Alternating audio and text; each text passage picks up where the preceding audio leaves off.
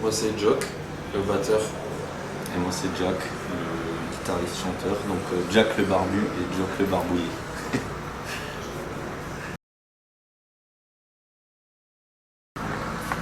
Alors l'album Holsters and Rituals, c'est vraiment, on va dire, un album qui est très travaillé par rapport à ce qu'on a proposé avant. Ce qu'on a fait avant, c'était hyper roots, on est parti de zéro, on a débuté dans une cave comme plein de gens en fait, plein d'artistes ou plein de PDG en fait dans le monde. Et ces premiers albums nous ont servi à trouver une direction, à savoir où on veut aller. Et ce dernier album là qu'on a sorti il y a 2 ans de travail, on va dire, on était 1 mois en studio pour enregistrer. Et c'est vraiment, on va dire, l'aboutissement de 7 ans de travail depuis que le groupe existe. Et on espère continuer et faire toujours plus, toujours mieux en fait.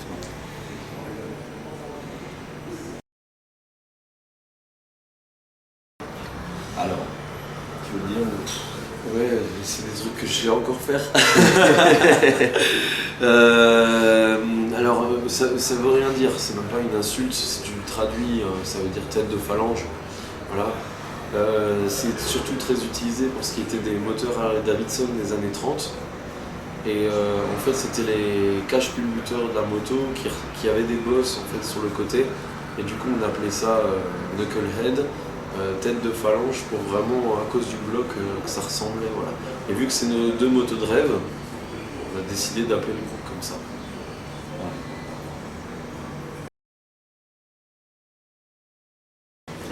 Alors le dessin, on a travaillé avec Vadé Rétro, qui, je leur fais un coucou, qui sont sur Paris. Et en fait on avait une idée globale, j'avais une liste comme ça de ce qu'on voulait mettre sur la pochette. On a fait des croquis horribles, mais on leur a tout donné, on leur a expliqué notre univers, machin. Ils nous ont pondu un truc, un croquis de l'espace, ouais, et on a validé tout de suite en fait. Et il y a plein de significations. On ne voulait pas forcément être en statue, enfin on n'a pas demandé à être en statue dessus. On devait même pas être représenté dessus, je crois. Et ils nous ont pondu ça et on s'est dit, waouh, c'est énorme. Et moi je tiens des brins de blé et Jock un livre, et du coup il y a toute une signification que j'ai pas forcément en tête là, mais ouais, ça signifie l'abondance, tout ce qui est un peu mystique, le fait qu'il y ait des gens en dessous de nous, ça montre que en fait l'univers est dans un monde post-apo où tout ce qui reste c'est les gros bâtiments qu'on a. Enfin, les vieilles églises, tout ça, et les gens auront de toute façon, l'être humain aura besoin de spiritualité, quelle qu'elle soit, et du coup on joue un peu là-dessus, quoi. Et du coup il y a les 2 gros vitraux qui rappellent les églises cathédrales qu'on retrouve sur scène. Donc on a vraiment pensé la pochette complète que vous pouvez trouver sur notre version trifold du vinyle, comme la scène en fait qu'on voit en live. Donc pour avoir une cohérence visuelle et musicale vraiment partout. Ouais, moi j'irais même plus loin, c'est tu vas vraiment avoir, il faut savoir qu'on leur a laissé la touche libre, ça veut dire qu'eux ont compris tout seuls le truc qu'on voulait. Et c'est vraiment le côté western qui nous quitte pas, mélangé avec un espèce de monde post-apocalyptique. Ça fait un super, je dirais un Tarantino avec un gros Mad Max, un espèce de super mélange. Et je trouve ça cool parce que quand on est sur scène, moi je vois ça comme si on était déjà dans ce monde-là et que les gens qu'on est viennent pour nous voir et pour un peu oublier tout ce monde-là, tout ce qu'il y a autour. Et donc même, je dirais que ça fait partie du concert. C'est quelque chose qui correspond au live aussi, quoi.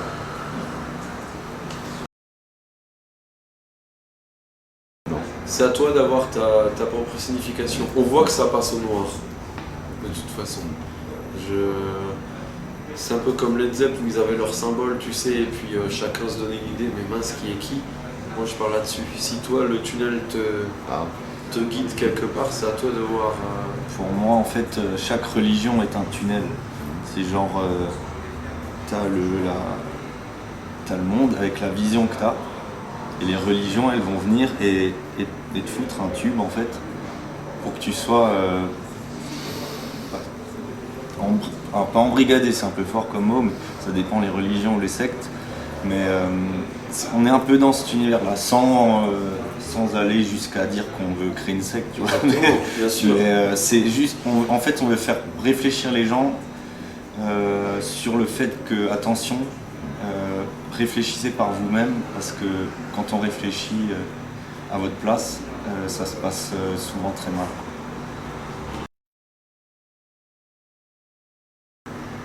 C'est du stoner et de la country. Donc on appelle ça de la dark country, parce que les paroles sont dark aussi. Et voilà, tout le monde nous dit dark country c'est quoi, ça les interpelle. Donc on aime bien utiliser ce blaze-là, mais c'est un mélange de stoner, de rock, de country, des fois des gammes de blues.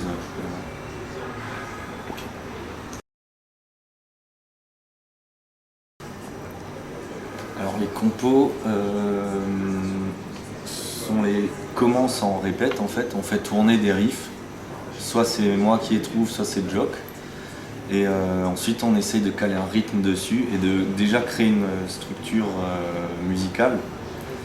Et une fois qu'on a ça, on commence à faire une pré-prod démo à l'ordi, et on essaie de voir, de couper des parties, d'en rajouter, pour que ce soit le plus groovy possible, en fait. Et une fois qu'on a ça, on la réécoute pendant des semaines, on l'améliore, et c'est qu'une fois qu'on est content de la musique que j'imagine en fait les paroles. Donc le fait d'écouter la zik, il y a un univers qui se crée dans ma tête, des images, il y a toujours des images qui viennent comme un film en fait. Et c'est grâce à la musique que je vais composer les paroles. Et les paroles, je les compose comme un instrument de musique en fait. Pour moi, il faut que ça rime, il faut que dans les temps, les syllabes elles tombent au bon moment. Voilà, je suis pas en mode j'ai envie de dire ça. C'est plutôt qu'est-ce que la musique m'inspire et je vais te dire ça là-dessus. Voilà.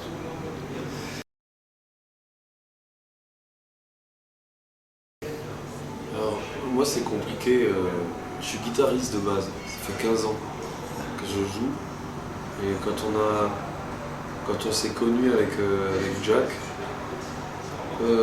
c'était dans un bar, il avait pris une guitare, il avait joué, et puis je dis putain mais tu joues de la gratte quoi. Et je dis bah moi aussi, et du coup on a commencé à jouer, et voilà, c'était... Mais après quand on a formé Knucklehead, quand même 3 semaines après qu'on se soit connus, du coup on se connaît, voilà, depuis le même nombre d'années presque le groupe. Comment dire, C'était 2 guitares acoustiques. Ouais, c'était 2 guitares, et c'est moi qui ai dit ça manque de peps. Il s'est levé un matin, il m'a dit j'ai envie de faire de la batterie. Voilà. On est allé sur le bon coin, on a acheté une batterie enfant. Ouais. On a foutu le bordel dans un bar. Et voilà. Et du coup j'étais tout seul à la guitare. Il a le rythme dans la peau, il est né avec. Voilà, on a le rythme. Enfin c'est instinctif. Je sais pas lire les notes par exemple. Je pourrais pas t'écrire ce qu'on joue. Et du coup, moi j'ai commencé la guitare à l'âge de 7 ans. J'ai des vidéos de moi que mon père avait fait quand j'avais 4 ans devant des groupes en vacances. Je faisais déjà comme ça de la air guitare, tu vois. Donc, mon père il m'a tout de suite pris des cours de gratte. Et le prof que j'avais m'a appris la composition, enfin l'improvisation en fait. Et j'ai toujours travaillé à l'oreille. Ce qui fait que quand Jock jouait, j'ai tout de suite pu improviser sur ce qu'il faisait et ça a tout de suite matché quoi. Et du coup j'ai des bases de guitare country parce que mon prof m'avait toujours dit si tu sais faire du finger picking, la country, des bends et tout, tu peux tout faire quoi. Et du coup après j'avais ma petite période métal quand j'étais ado. Et en fait je pense que c'est un mix de tout ça qui fait qu'aujourd'hui on a cette touche dans le ukulele country et un peu bourrin. Je trouve que c'est le seul truc où il avait raison.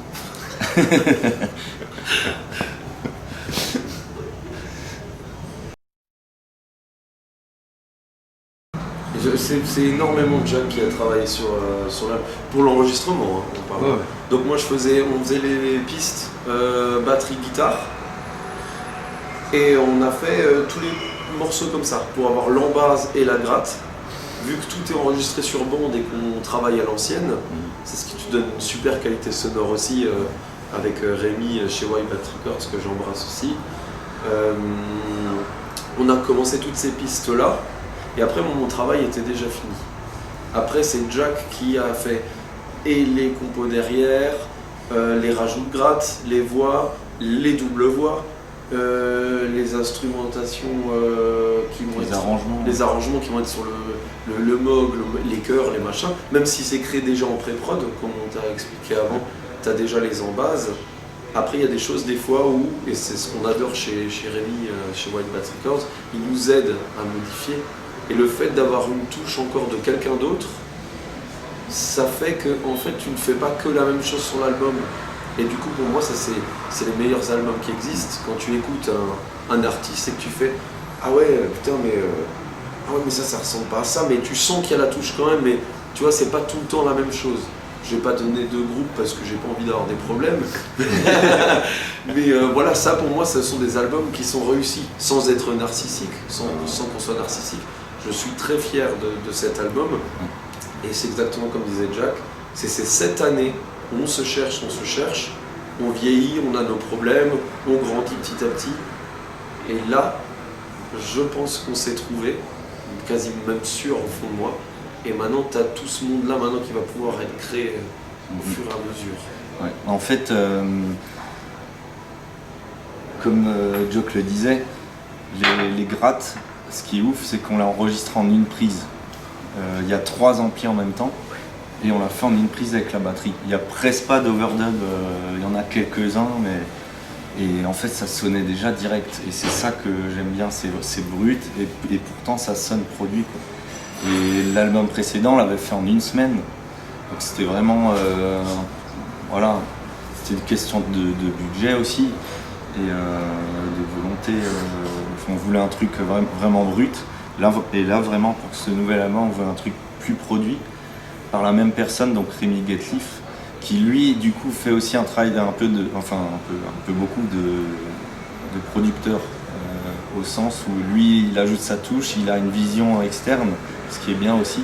Et du coup, il rajoute les 10%, je dirais, à la zik qui fait que, ouais, il y a le truc qui marche mieux dans la zik, quoi. Et ouais, tous les arrangements, comme dit, on a pris 1 mois de studio là. On a travaillé hyper tard. Il a vraiment pris le temps en fait de chercher les sons avec nous. Et ouais, on a testé plein de trucs, c'était hyper bien. On a crié, on était dans une autre pièce, on a crié, on a mis 3 reverbs pour faire des effets. Tu les entends dans Living Deep, la grosse chanson qu'il y a dans l'album. Enfin, plein de trucs marrants comme ça. C'était trop cool.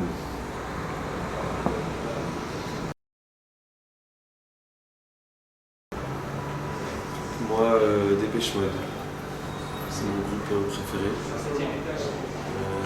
J'ai une tatou, là j'ai le D et le M, et puis c'est mon père qui m'a éduqué avec ça. Après, beaucoup de Johnny Cash, et ensuite j'ai eu ce gros truc où maintenant, pareil que l'Evolution de Khaled, où je me suis trouvé, on va être dans du bon gros sludge, doom, stoner. J'aime beaucoup le mélange un peu psyché, où tu vas retrouver un peu les Floyd aussi, parce que David Gilmour, je suis très fan aussi. Et puis de l'autre côté, je ne vais pas trop rentrer dans les détails, mais Black Sabbath, du coup, tu as vraiment, avec mon papa Ozzy, que j'aime beaucoup, mais tu vas vraiment trouver voilà, tout ça, tous ces groupes, tout ce mélange-là, ça m'a inspiré. Aujourd'hui, ça fait ce que je suis. Ouais, moi, j'étais pas éduqué comme Jock, on va dire, avec du rock, c'était plutôt des musiques tradies. Catholiques. Hein? Catholique, non. Enfin, oui, j'étais éduqué catholique, mais niveau zik, c'était comme on est en Alsace, c'est à la variété allemande qui est qui était bien ancré dans les années 90. Et ça m'a très vite saoulé parce que c'est tout le temps la même chose en fait. D'ailleurs j'ai un putain de vinyle de variété allemande produit par Jack White. J'ai pas compris, il y a son nom en dessous. Ok. C'est énorme. C'est pas le mot ça, Jack White alsacien.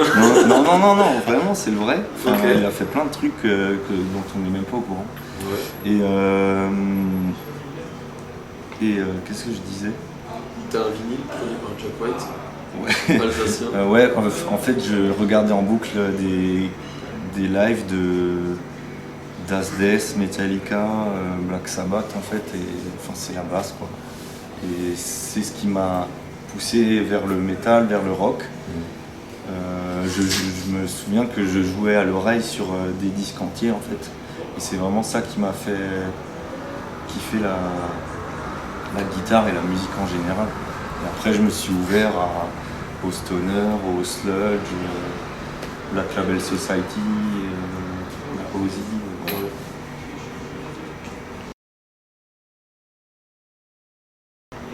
Alors ça va peut-être paraître, comment dire, surprenant, ouais. Mais on aimerait bien jouer avec Yellow Wolf. Alors c'est un rappeur US qui est dans la prod d'Eminem, il me semble. Il était. Ouais. Et il est déjà au courant qu'on existe. Il nous écrit des fois sur Insta. C'est rare, mais il nous écrit pour nous dire ouais putain les mecs, vous niquez, c'est vraiment bien ce que vous faites. Et voilà, un mec comme ça qui te dit ça, c'est énorme. Et D'ailleurs, il a sorti un album rock Ouais. cette année avec un groupe ricain, super basé country, un peu bluesy comme ça, sublime. ce qui me plaît chez lui, c'est qu'il tente plein de trucs. Il fait du rap US, mais avec des touches de country, de rock, et c'est énorme, quoi. Enfin, c'est... Ouais, il a le visu, si tu peux aller voir, c'est chouette. Tiag, chapeau, perfecto, Ouais. tout tatoué. Moi, quand on me l'a montré à l'époque, et je disais, Jack, faut que je te montre un truc, c'est incroyable. Regarde la tête du mec, et maintenant regarde ce qu'il fait. Et en fait, c'était sur l'album Love Story, c'était beaucoup de bases de country, avec la vraie gratte derrière. Il y avait des Clever qui mixaient, et lui faisait du hip-hop dessus. On parle pas de rap, hein. Pour moi, le hip-hop et le rap, c'est différent. Il faisait du hip-hop dessus, et un jour, il était à Lausanne, en Suisse, et on est allé le voir. La claque. Mais ouais, on aime, ouais. Ah ouais, carrément, j'aimerais beaucoup, ouais, jouer avec lui, ouais. Jack, ma femme et une gratte. Putain, j'aurais dit pareil. T'es un ouf. Ouais. Bah ouais, il a tout dit. Bon.